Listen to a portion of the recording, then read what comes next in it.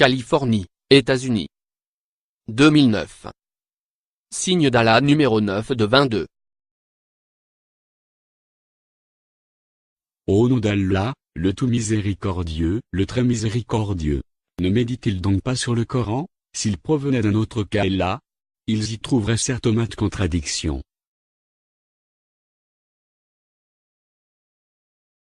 Petite parole, très petite parole, les scientifiques ont étudié la manière dont différentes créatures communiquent, les dauphins dans l'eau, les chimpanzés sur terre, et les oiseaux en vol. Mais les insectes, peuvent-ils avoir quelque chose à dire? Concernant la minuscule fourmi, la réponse est peut-être oui. Les fourmis vivent dans une société extrêmement structurée. Elles sont expertes en architecture et même en agriculture. Et maintenant, les scientifiques nous apprennent que les fourmis se parlent entre elles. Êtes-vous surprise par ce que vous avez découvert? Oui, nous sommes surprises. Regardez l'arrière de la fourmi, c'est l'abdomen vibrant de bas en haut. C'est ainsi que les fourmis font du bruit et parlent entre elles.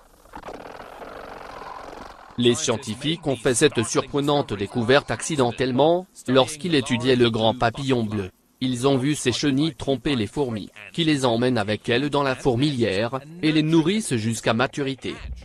Pourquoi? Étonnamment, la chenille imite la voix distinctive de la reine des fourmis. Les papillons ont appris à parler le mystérieux langage des fourmis. Un langage que les humains viennent à peine de découvrir. Allah dans son Coran, a choisi les fourmis parmi tous les insectes, afin de vous informer qu'ils parlent les uns aux autres.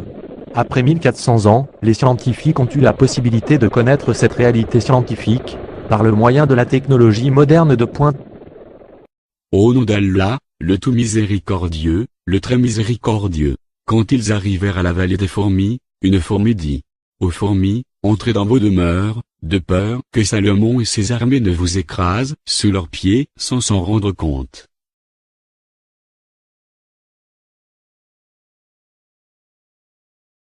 Cinq nouvelles découvertes scientifiques réalisées par le biais de technologies de pointe sont révélées dans ce verset, avant 1400 ans. Tout d'abord, Allah décrit les structures souterraines des fourmis, récemment découvertes, comme étant une vallée des fourmis avec de nombreuses habitations.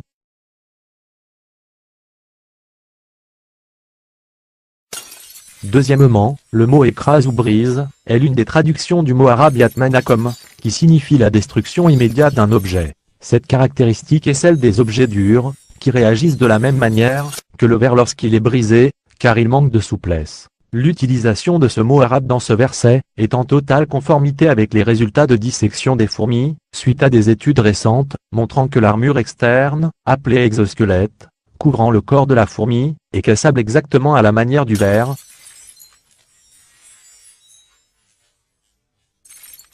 Troisièmement, Allah révèle l'existence d'un organisateur du trafic, responsable de l'organisation du trafic des fourmis, et avertisseur de tout danger qui pourrait s'approcher.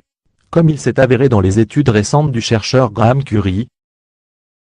Quatrièmement, Allah informe que la fourmi responsable de la garde d'autres fourmis, et de l'organisation du trafic, est de sexe féminin, ceci est en confirmation totale, avec les résultats des études scientifiques récentes.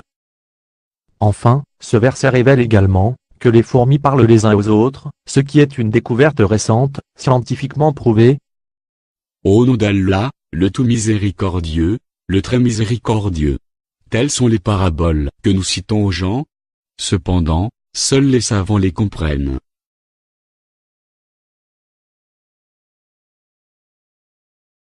Au nom d'Allah, le tout miséricordieux, le très miséricordieux.